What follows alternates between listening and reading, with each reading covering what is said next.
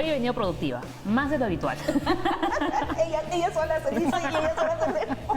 Porque somos personas productivas. Y bueno, ya elegí mi tema. No lo discuto. Ya elegí mi tema. ¿Qué les parece? Reglamento para motociclistas. Ay, sí, por favor, porque realmente ahora con la pandemia y los motorizados y el delivery, bueno, yo que manejo, tú también, es terrible porque se te cruzan las motos Sí, de verdad. y de verdad por llegar rápido o por cumplir bien su trabajo, se ponen en riesgo ellos, pero también nos ponen en riesgo nosotros. Yo tampoco sé qué hacer si es que pasa algo con un motociclista, ¿no? La venta de motos se ha disparado desde que inició la pandemia y lo que dices tú, Fátima, uno va conduciendo ya no con 5 sentidos, sino hay que sacar más. Claro, claro. Porque tienes que estar súper atenta. No, y también estos pobres chicos que si no llegan en 30 minutos la pizza, les cuentan a ellos y van a toda velocidad, también ellos tienen que tener algún derecho que se respete, ¿no? Claro. Sí, es importante esto porque además de garantizar que haya un desplazamiento adecuado en la ciudad, ellos también pueden ver garantizados sus derechos, ¿no? Entonces, creo que es importante siempre tener este tipo de información, así que es un tema que creo debemos abordar en este programa. Perfecto. Mañana a buscar un poquito más de información. Vamos a buscar. Perfecto, Vamos, a equipo. buscarlo.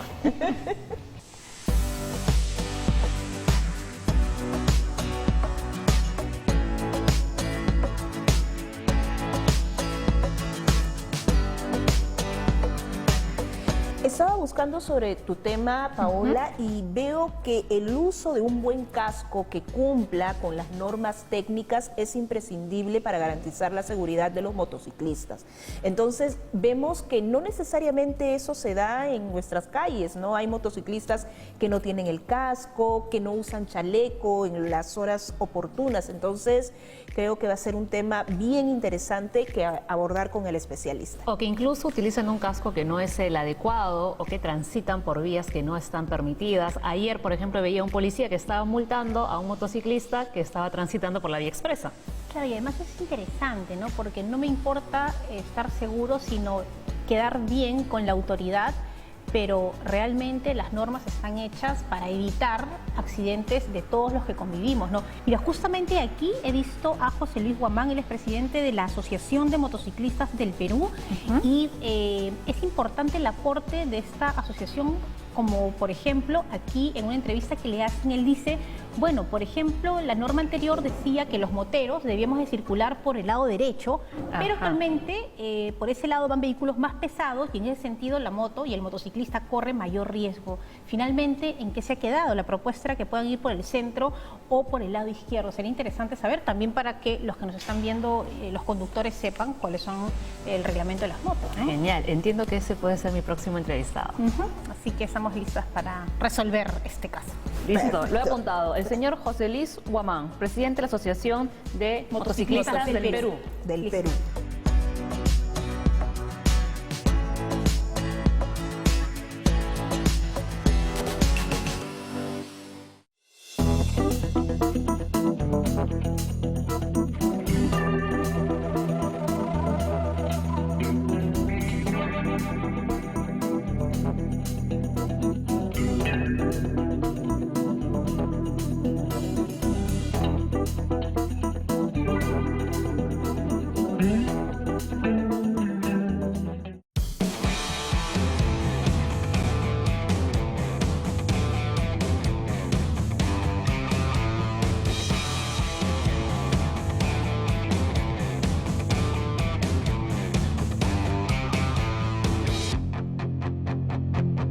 José Luis, ¿cómo estás? Muchísimas gracias por haber venido el día de hoy aquí a las oficinas de Caso por Caso. Tú eres presidente de la Asociación de Motociclistas del Perú. Vamos a hablar de los motociclistas. Hay bastantes temas. Y me comentabas antes de iniciar esta entrevista que en cuanto a normativa, los motociclistas están un poquito olvidados, ¿cierto? Sí, bueno, gracias por la invitación. Y sí, es la verdad lamentable que siendo un vehículo con muchos beneficios, que los cuales lo vamos a tocar, no hayan sido pues tomados en cuenta por la autoridad, y más en esta pandemia que se ha visto lo gran útil que es este vehículo, ¿no? Entonces, la verdad que nosotros queremos como motociclistas que el Reglamento Nacional de Tránsito sea actualizado y que considere todas estas falencias que vienen y que no están considerando a la motocicleta como debe serse, ¿no? Y tanto en el manejo, en la conducción, que diariamente vemos que no es nada bueno. ¿Qué es lo que dice este reglamento y qué es lo que ustedes quisieran que se añada o que se modifique en todo caso? Por ejemplo, el de llevar a una persona de menor edad, no especifica ¿no? en forma particular en el caso de las motocicletas. Habla de un vehículo, en este caso un auto, ¿no? Generalmente que no puede llevar personas menores, pero sabemos que la motocicleta es diferente al auto, lleva como máximo 2 ocupantes. Entonces debería ser más específico y hasta señalar la edad, que no lo dice, ¿no? Entonces eso y otros temas más en particular como por ejemplo el carril por donde deberían circular los motociclistas. El reglamento dice ir al extremo derecho de la vía, pero el extremo derecho compartimos con los vehículos mayores, llámense los ómnibus que tienen sus paraderos, entonces está haciendo que el motociclista tenga un peligro ahí, porque los vehículos mayores, en este caso, los puntos ciegos prácticamente no lo van a ver al motociclista y es por eso que suceden también muchos siniestros viales en las vías, ¿no?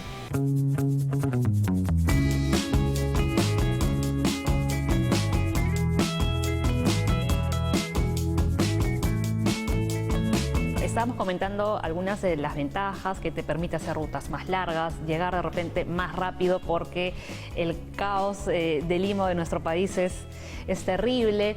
Lo puedes estacionar en cualquier sitio, ¿no? Porque es un vehículo mucho más pequeño, pero también tiene una serie de desventajas, ¿no? Cuando uno conduce vemos que las motos están por todas partes y lamentablemente no conducen de una forma ordenada.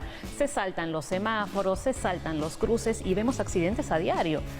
Claro, comencemos con las ventajas, ¿no? Primero, la moto económicamente es muy ventajosa porque también es de fácil adquisición, ¿no? A comparación de los otros vehículos.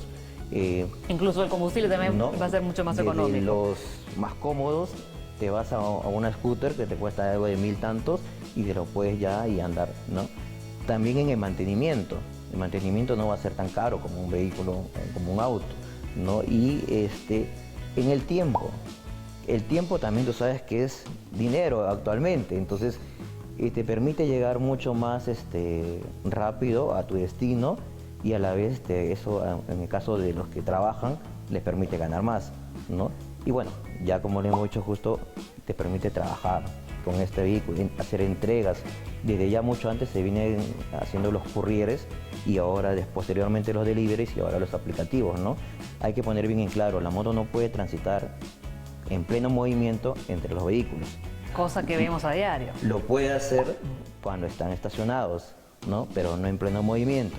Eso lo dice también la normativa. Entonces, pero aquí, digamos, el afán es ganarle al tráfico. Entonces, en un semáforo, si la moto está atrás, ¿no? Empieza a serpentear los autos justamente para posicionarse claro. en el primer lugar y ni bien cambia el semáforo, sale embalado, ¿no? Claro, pero lo malo que acá, como dije en la normativa, como en otros países, por ejemplo España, hacen lo que tú dices, serpentear, entrar adelante, pero adelante hay un espacio exclusivo para las motos y bicicletas para que ellos puedan salir primero. Acá no lo hay. Entonces, ¿qué hacen? Se suben o se pasan donde está el pase peatonal, no interrumpiendo pues la vía peatonal. A ver, esta pregunta es importante, José Luis. ¿Qué necesitamos para poder manejar una motocicleta? Con comprar la motocicleta no basta para circular, ¿no? Todos sabemos que tenemos una normativa en la cual debemos cumplir para poder circular en la vía. ¿Qué es lo primero? Tener la documentación requerida por la autoridad. ¿Qué nos dicen? Que debes tener primero tu tarjeta de propiedad, que viene justamente cuando compras de vehículo. La casa comercializadora generalmente hacen eso, hacen los trámites para que tú tengas tu tarjeta de propiedad y también tu placa de rodaje, ¿no? Que ambos identifican al vehículo. De ahí tienes que tener tu licencia de conducir, que antiguamente, o no sé, en forma replanera lo dicen brevete, ¿no? Pero en el reglamento dice licencia de conducir. Tienes que tener tu licencia de conducir, que ese es un tema que también, ya lo hemos mencionado, no se ha cumplido como debe ser el debido procedimiento. Y también tienes que tener tu SOA, el seguro obligatorio, ¿no? El tránsito que debes tener. ¿Y la inspección vehicular y también? El otro tema es ¿no? tu certificado de inspección vehicular. Ese certificado técnico de inspección vehicular es un tema que para las motos es a partir de los 4 años pasado la fecha de fabricación. En el caso de los vehículos menores, el reglamento dice aquellas vías rápidas no deben circular los vehículos menores. En este caso, en nuestra ciudad, las vías rápidas por los municipios están catalogadas como las vías expresas.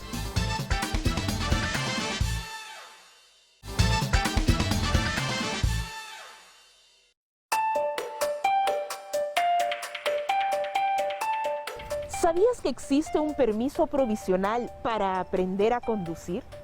Según estipulaciones del Reglamento Nacional de Licencias de Conducir, con este permiso puedes practicar en la vía pública por un periodo de 6 meses antes de obtener tu licencia. Pero ten en cuenta que siempre debes estar acompañado de un instructor, familiar, amiga o amigo que cuente con un brevete hace más de 2 años.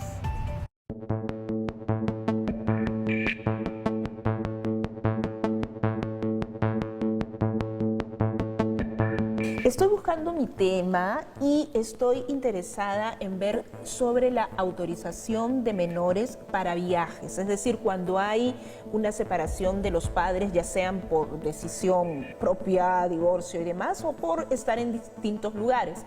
Entonces, el viaje del menor a veces se complica, ¿no? Sí, también lo que tú decías, ¿no? Cuando hay un conflicto, lamentablemente muchas veces involucramos a los niños en el conflicto de adultos y también se dan estos casos. Me parece un tema fundamental para la gente que está viviendo una situación así. Sí, hay que ver si siempre la autorización es requerida solo para el viaje al extranjero, para viajes nacionales, en fin.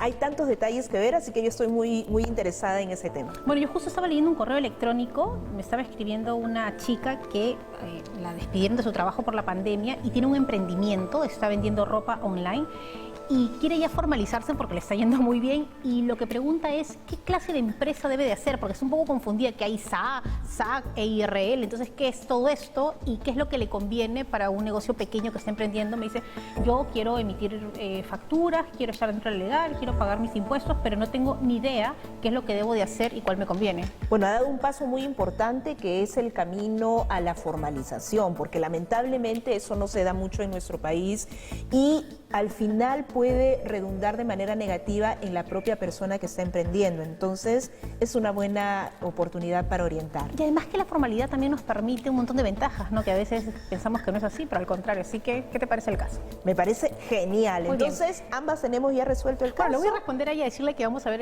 este caso de ella y que lo voy a ver en el programa. Perfecto. Ya tenemos entonces 2 casos más y avanzamos con el programa. Listo.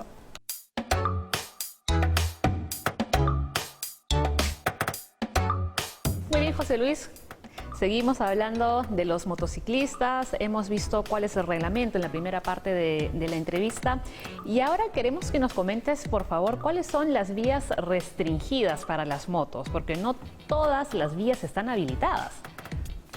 Generalmente, por el derecho de libre tránsito, todo vehículo debe circular libremente por las vías, ¿no? Pero en el caso de los vehículos menores, el reglamento dice aquellas vías rápidas no deben circular los vehículos menores. En este caso, en nuestra ciudad, las vías rápidas por los municipios están catalogadas como las vías expresas, ¿no? Acá tenemos pues las más conocidas, ¿no? La vía expresa Grao, la vía expresa Paseo de la República y la de Javier Prado, ¿no? El último creo que es la vía expresa de Línea Amarilla. Son las únicas vías por las cuales no puede circular una motocicleta. Por el resto de vías sí deben circular sin problemas. Perfecto, muy bien. Ahora, ¿cuáles son las multas y las sanciones? Las multas y sanciones es lo mismo que los otros vehículos, como le dije, estamos incluidos dentro de los otros vehículos. Pues son varias, son infinidades, ¿no? Desde que conduces con estado etílico, que son las muy graves, ¿no? De una OIT, y si causas un accidente, ¿no? Y media OIT normal. No tener la licencia de conducir también. Y ahí son varios, ¿no? Si tienes la licencia suspendida, si no la tienes, o si tienes otra licencia que no corresponde a la categoría, ¿no?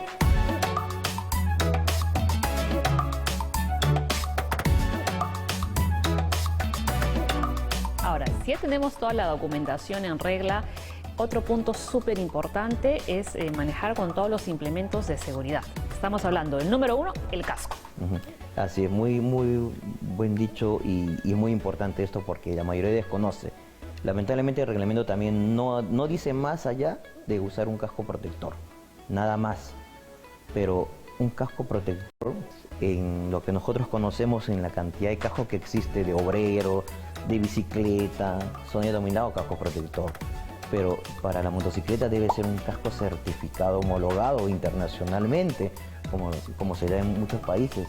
Un casco homologado pues siempre va a tener una etiqueta y te dice de qué certificación, en este caso es la DOT, en este caso particular, ¿no?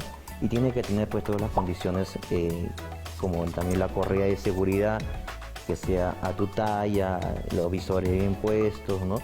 Y todo lo que tiene que tener. Y eso es lo recomendable, usar un casco certificado, homologado, para que poder andar con la seguridad de que te va a proteger realmente. Esos cascos que son hechos para otros fines, que son de protección, pero otros fines. Este está hecho especialmente para la motocicleta. ¿Por qué? Porque va en movimiento, porque si tú te vas a caer, justamente te va a proteger, en este caso particular, el casco integral, la parte del cerebro y la parte frontal también, por eso tiene esta quijada.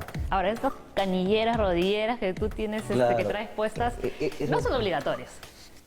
No, por norma ya lo único que obliga es el casco. Hasta ahí murió la normativa peruana. Ok. Pero sabemos nosotros como cultura vial de motociclista internacionalmente, los que ya nos metemos más a este mundo, es que tú tienes que tener mucho más de ese equipo de protección, ¿no? ¿Por qué? Porque sabemos también por la experiencia a una simple caída, que puede ser un despiste o un choque mucho peor con otro vehículo, ¿no? Nosotros somos vulnerables en las vías, ¿no? No tenemos una carcasa que nos protege como los autos, ¿no? Nosotros mismos somos la carcasa, nosotros somos que vamos a tener contacto directo con el pavimento, ¿no? O con cualquier otro objeto. Perfecto, José Luis, muchísimas gracias por esta entrevista. Ya nos ha quedado muchísimo más claro hablando del reglamento, hablando de la seguridad y bueno, las ventajas y un poquito también las desventajas de los motociclistas, de las motocicletas, mejor dicho. Muchísimas gracias por haber estado aquí en el programa. Ok, gracias.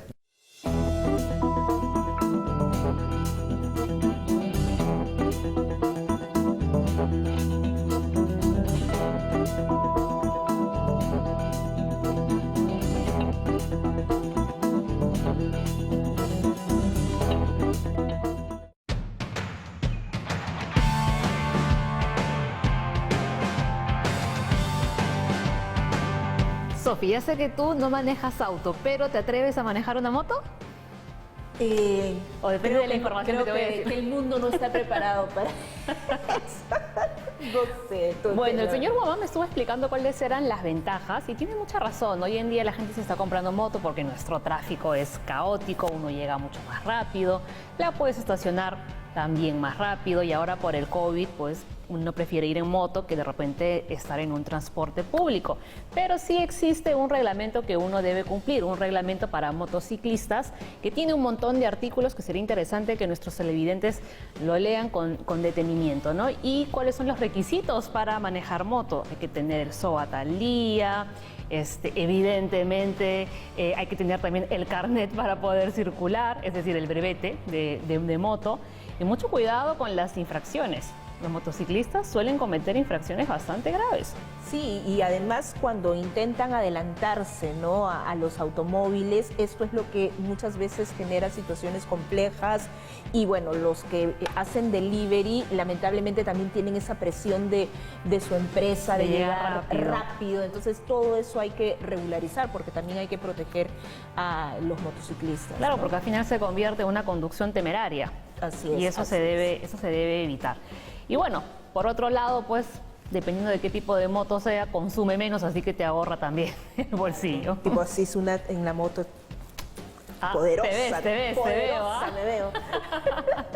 ¿Y qué hace Fátima? Bueno, Fátima está justamente averiguando sobre cómo se puede formalizar un negocio y establecer una sociedad, ¿no? Una sociedad anónima, de responsabilidad limitada, es decir, ¿qué es lo que más conviene? Genial. ¿Y tú ya tienes algún tip? Bueno, yo ya justamente, como le comentaba a Fátima, estoy viendo sobre la autorización de viaje a menores, ya sea en el interior del país o fuera del mismo, para ver qué acuerdo se debe tomar entre los padres, qué autorización notarial debe existir, cómo se desarrolla, en fin, todos esos detalles son los que voy a compartir con los televidentes. ¿Y ya tienes a tu próximo entrevistado o entrevistada? Sí, justamente es el señor Enrique Becerra, decano del Colegio de Notarios de Lima, y va a ser la persona a quien voy a consultar, porque es la instancia a la que se recurre en este tipo de casos. Claro, has elegido la persona ideal. Así es. Así que él es mi entrevistado y yo ya coordiné, voy a salir a la entrevista y traigo las novedades. Perfecto, así quedamos. Quedamos así.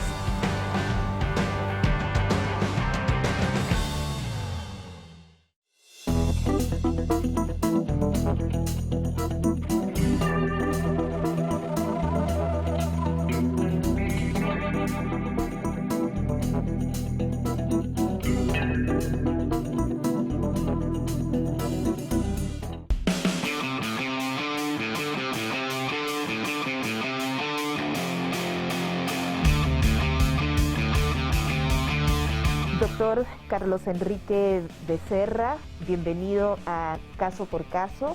Es un gusto tenerlo en este programa. Usted como decano del Colegio de Notarios de Lima, creo que es la persona y el profesional más adecuado para brindarnos información sobre este tema. A ver, muchas gracias.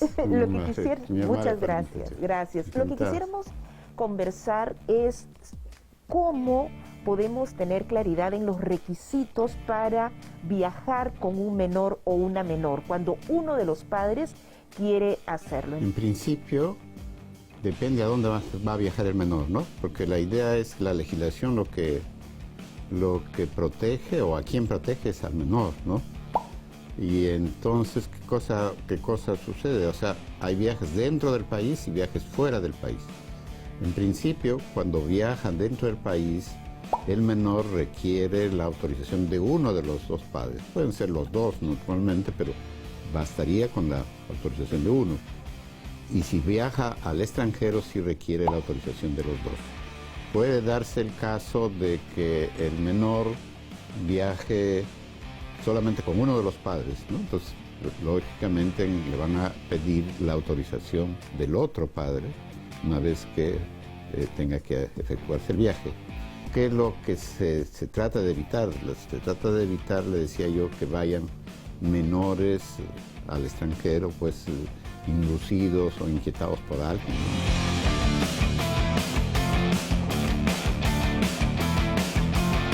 ¿Y cuáles son los requisitos para la autorización notarial? Bueno, los padres, imaginemos que estamos de viaje al extranjero, ¿no? Los padres tienen que acercarse donde un notario y presentar la partida de nacimiento y identificarse, ¿no? En la partida del menor y también en el documento de identidad que tienen los menores, ahí sale, pues está indicado quiénes son los padres, ¿no? Ya. ¿Quién es el papá? ¿Quién es la mamá?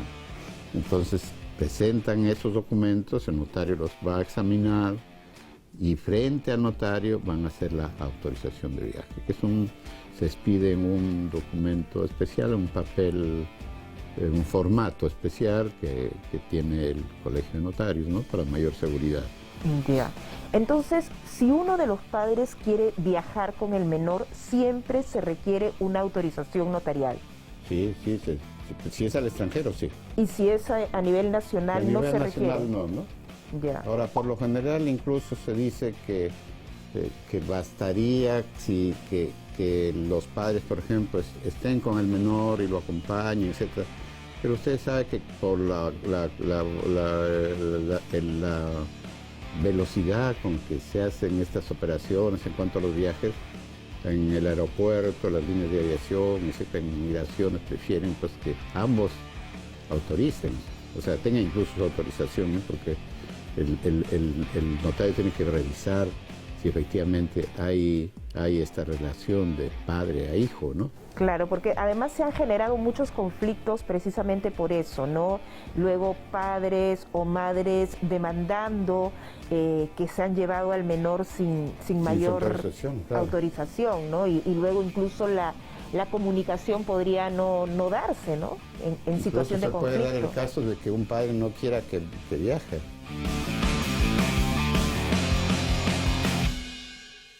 La autorización, de acuerdo con el Código de los Niños y Adolescentes y otras normas, la dan los padres. O sea, pero para mayor seguridad tienen que hacerlo ante un notario, si está en el Perú, o si está en el extranjero, pues, ante el cónsul peruano, ¿no?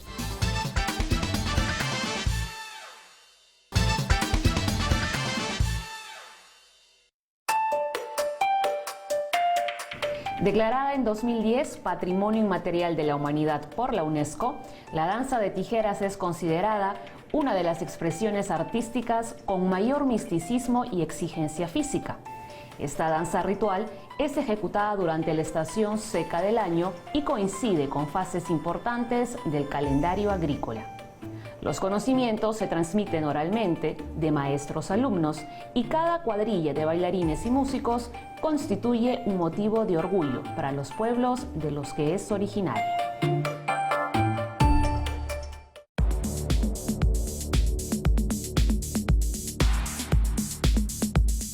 Bueno, seguimos aquí en Caso por Caso, estamos con el doctor Becerra y vamos a profundizar más sobre este aspecto, autorización de viaje de un menor.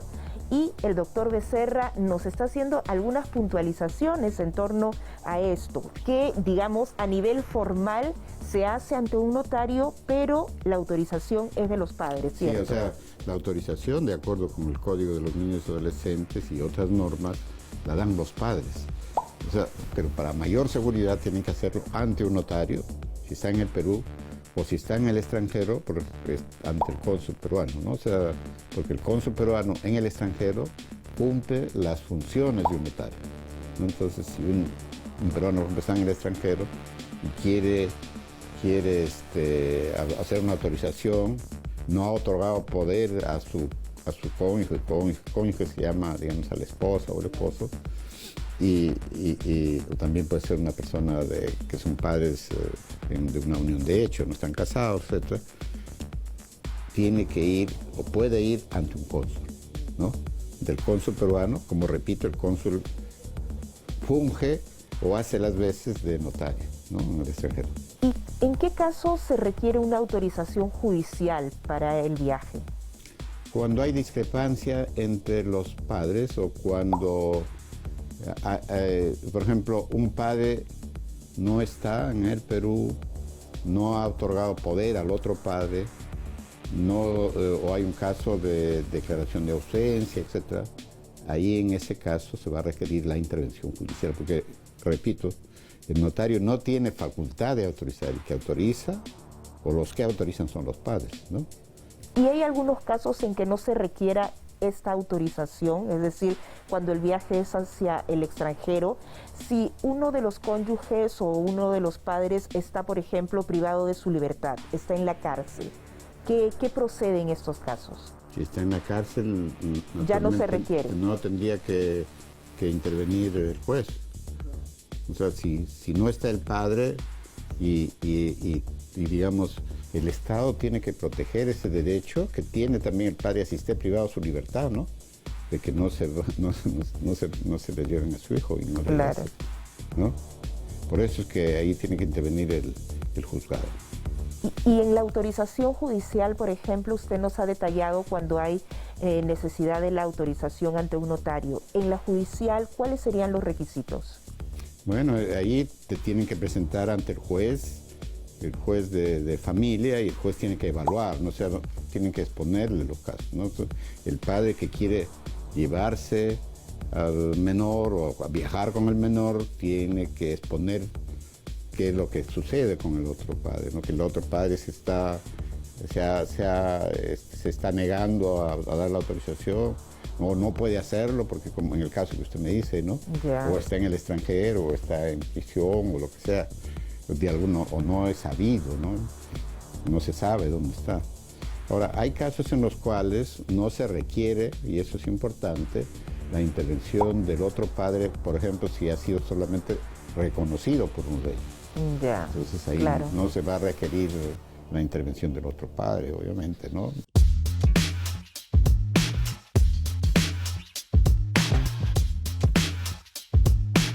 la autorización tiene una validez de 90 días, ¿no? Ya. Y se tiene que presentar en migraciones y entonces si hay otro viaje se tiene que presentar una nueva autorización. Muy bien.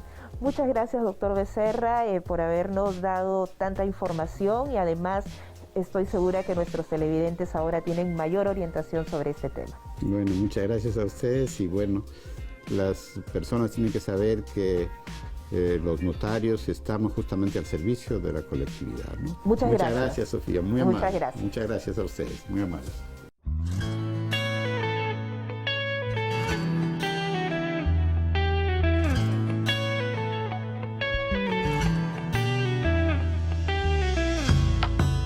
Hola, Sofi.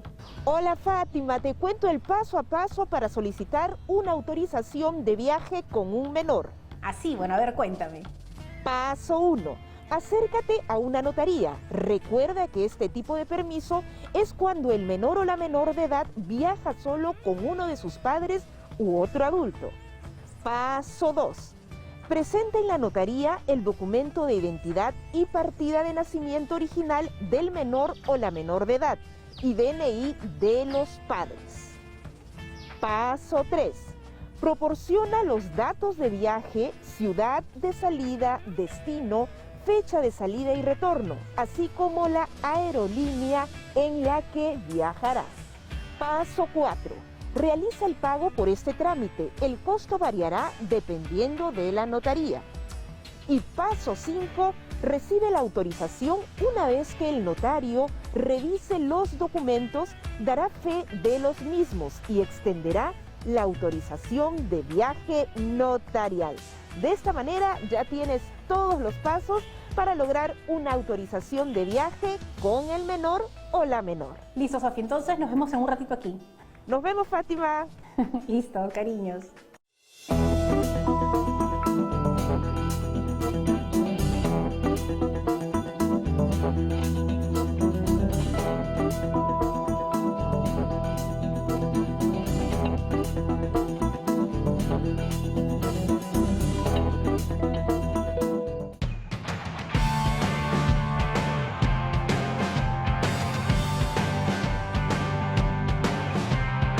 Bueno, ya por acá.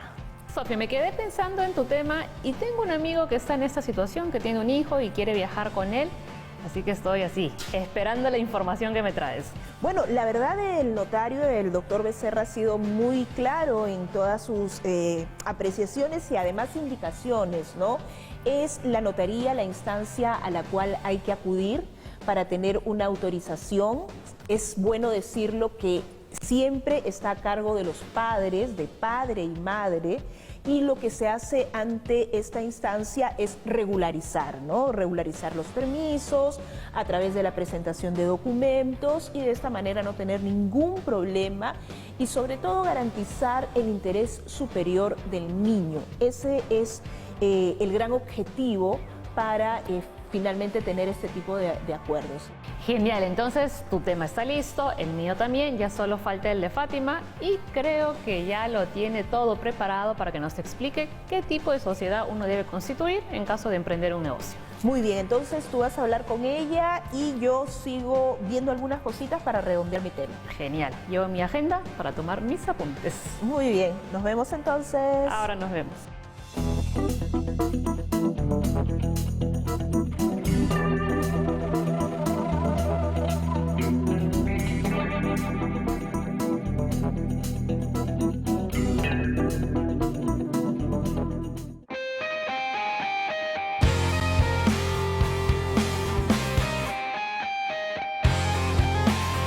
Pati, me comentó Sofi que habías elegido investigar sobre la sociedad anónima cerrada. Sí, lo que pasa es que me llegó un correo de una chica que me decía que estaba, bueno, la habían despedido de su trabajo y que ahora tenía un emprendimiento, vendía ropa por internet, tenía una tienda virtual y no sabía qué hacer para ya entrar a la formalidad porque le estaba yendo muy bien, lo cual es buenísimo. Entonces me decía, ¿qué hago? O sea, porque veo que hay SA, SAC, EIRL y no entendía nada. Entonces, averiguando, efectivamente hay 5 tipos de empresas que la decisión de cuál hacerla es de acuerdo a los accionistas que puedas tener o cuántas personas lo integran. Pero aquí es algo importante, decidir si yo voy a ser una persona natural o jurídica. ¿Cuál es la diferencia? Que si pasa algo, tienes algún problema, alguna deuda, hay que hacer un embargo, y eres una persona natural, el embargo va a ser sobre tus bienes, sobre los bienes de la persona que ha hecho este negocio. Pero al ser una persona jurídica, los embargos son las responsabilidades a la empresa. Exacto, ¿no? Si por ejemplo tú y yo hacemos una empresa con nuestras hermanas y entonces tú pones tu computadora, ¿no?, como capital, yo pongo 100 soles, es decir, ¿no?, si pasa algo, pues el embargo vamos a tener que vender esa computadora, por decirlo de alguna manera, y no afecta para nada tu patrimonio personal. Entonces a veces uno dice, no, no importa, lo hago yo como persona natural, pero si uno ya está creciendo, lo recomendable es. Ahora yo estaba viendo acá y yo decía, bueno, que sea una sociedad anónima abierta, no le corresponde.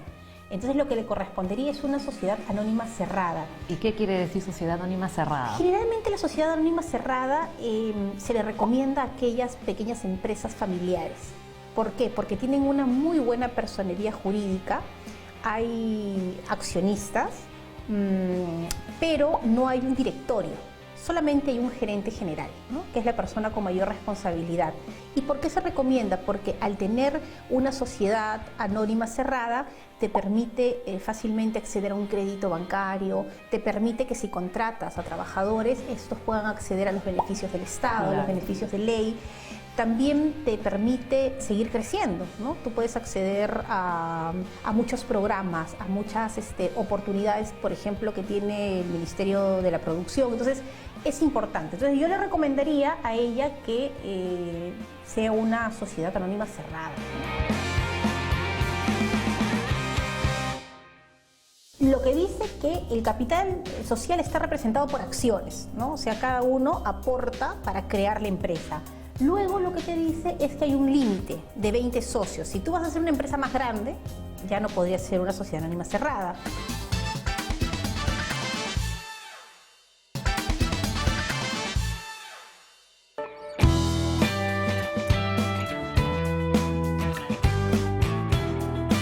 Para acceder a este tipo de sociedad, ¿es necesario, digamos, un mínimo de accionistas o puede ser una persona Sí, y ya acá sería suficiente? Lo que dice que el capital social está representado por acciones, ¿no? O sea, cada uno aporta para crear la empresa. Luego lo que te dice es que hay un límite de 20 socios. Si tú vas a hacer una empresa más grande, ya no podría ser una sociedad anónima cerrada. Pero una empresa familiar es lo más recomendable, ¿no? Es la mamá, el papá, los hijos y por ahí algunos primos, ¿no? Y, por ejemplo, no es necesario inscribir las acciones de los socios en el registro público, ¿no? Simplemente están ahí como parte de la empresa. Y también pueden aplicar a todo tipo de las pequeñas y medianas empresas. Entonces, todos los que están empezando, que tienen un pequeño negocio, algo familiar, lo más recomendable es que tengan esta sociedad anónima cerrada, ¿no? Entonces podremos definir que estas son las características propias de la sociedad anónima cerrada. Así es, ¿no? Y bueno, y ahí viene el paso de cómo constituirla. Es muy simple, ¿no? Acá he tratado de ver de 4 pasos para hacerlo, ¿no? Lo primero es elegir el nombre.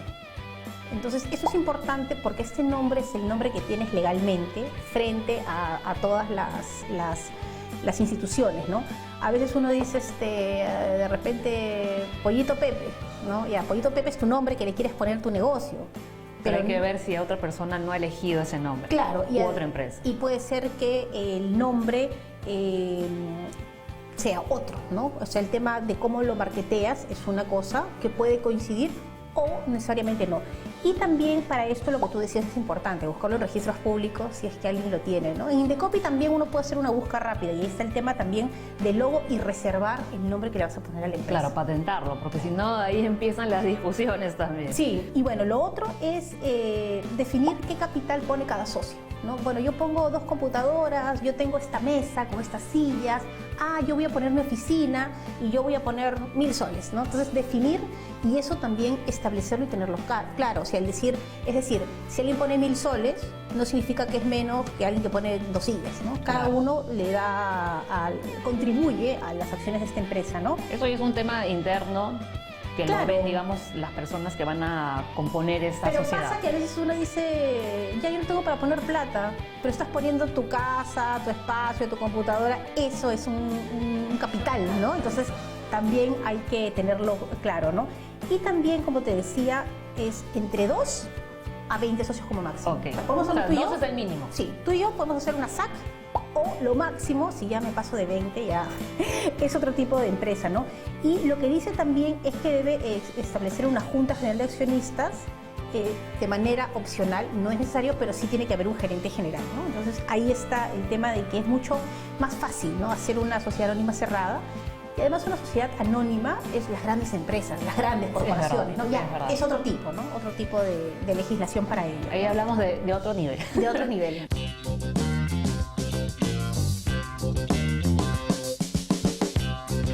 Pero ¿cómo se inscribe esta sociedad anónima cerrada? Bueno, uno puede hacer su empresa y lo primero que hay que hacer es registrarla, ¿no? Ver el nombre que esté libre y es lo más difícil porque a veces ya tienes el nombre ideal y de pronto ya otros lo tienen. Claro. Entonces, lo que yo recomendaría, de acuerdo a todo lo que he visto acá, es que empiecen a hacer una búsqueda simple, ¿no? En Google, en Facebook, ¿no? Pollito Pepe, uy, te van a salir 20 lugares de Pollito Pepe. Que por quizás decirlo. eso es lo más tedioso, ¿no? Que el nombre esté libre. Sí, definir el nombre, ¿no? Y bueno, luego de eso, ahora todo se hace digitalmente. Entonces uno ingresa a la página y va a poder en la SUNAT registrar esta empresa, ¿no? Es facilísimo. Antes uno tenía que ir a hacer la cola y esperar, pero ahora lo están haciendo todo de manera electrónica para que uno no tenga pues que acercarse a la SUNAT. Y también pueden registrarse en un sistema que les va a proporcionar una clave. ¿A dónde tienen que ingresar? A www.sunar.gov.pe. Ahí van a poner solicitud de constitución de empresa. Es un formulario y de esa manera uno va a poder acceder a muchas cosas. Hay muchos beneficios, de verdad, de entrar al tema de la formalidad, Paola. Sí, sobre todo eso porque la informalidad es un cáncer aquí en nuestro país y lamentablemente ha aumentado muchísimo ahora con la pandemia. Pero como dices tú, mucha gente se ha quedado sin empleo y está buscando la forma de salir adelante, pero hay que formalizarlo. Y además yo creo que hay que pensar en grande, ¿no? Porque uno dice, no, yo siempre ando con mi venta de ropa, pero ¿qué tal si te llaman para que seas proveedor de Claro. una gran empresa y tus documentos, tienes la factura? O sea, yo creo que la formalidad también nos permite seguir creciendo, porque si tú siempre estás escondiéndote porque eres informal, nunca vas a tener la posibilidad de crecer, Y ¿no? lamentablemente la mayoría de los negocios que vemos a través de las redes sociales son así. Tú compras algo y no te emiten una boleta, una factura, nada, ningún comprobante de que has comprado ese producto. Claro, y ahí no pasa nada, pues son valores muy pequeños en algunos casos, pero cuando creces o no, entonces es importante la formalización y además que también SUNAT ha implementado un sistema muy rápido. Antes podíamos decir que era engorroso y que la gente por pereza no Claro. lo hacía, pero uno simplemente ingresa a SUNAT y también hay asesores que te van guiando de cómo hacer esta inscripción, esta solicitud para tener la empresa, ¿no? Entonces los beneficios de constituir la empresa son amplísimos. Entonces solamente ver cuál es el tipo de empresa de acuerdo al tipo de negocio que tengo, ¿no? Y hacia dónde proyecto el crecimiento. Claro, es verdad. Bueno, entonces la persona que te escribió se va a quedar contenta y tranquila porque creo que has podido responder todas sus dudas. Sí, es muy fácil, ingresan a SUNAT, ahí está la constitución, la solicitud de constitución de empresas y les indican el camino a seguir de manera fluida y fácil. Genial, entonces terminamos los 3 temas del día. Terminamos los 3 temas. A ver Eso qué es. más vienen en los correos electrónicos. Vamos a seguir mirando. Hay que seguir viendo para adelantarnos.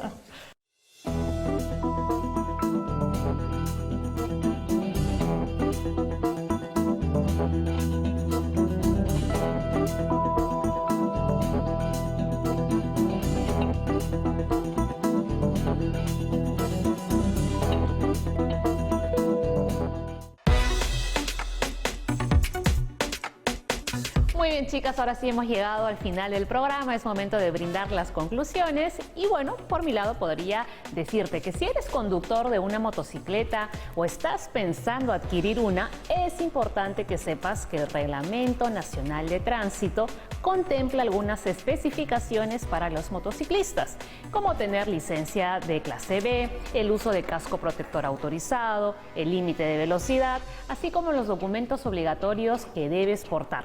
tarjeta de propiedad, licencia de conducir, SOAT y el certificado de inspección vehicular.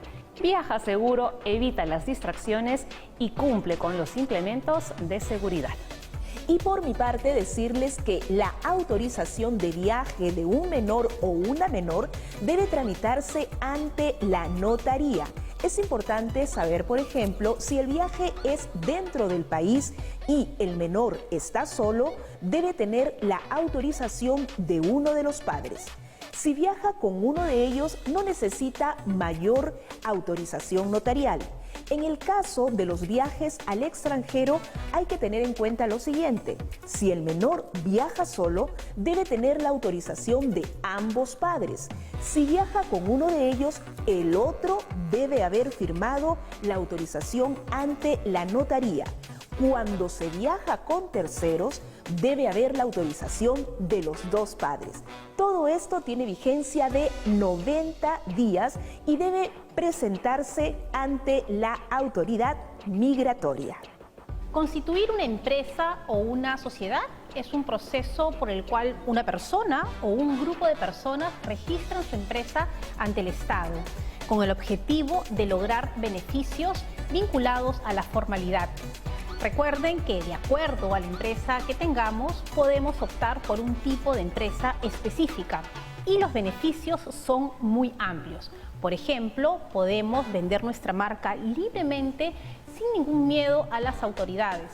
Además, podemos crecer y también contratar a personal que se tendrá todos los beneficios que el Estado les brinda. Pero además también uno puede acceder a préstamos bancarios y finalmente lograr la estabilidad económica y social que todos queremos.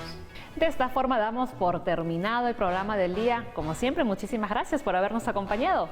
Y no dejen de escribir al correo casoporcaso@irtp.gov.pe. Y como siempre, aquí en Caso por Caso. Chao, chao.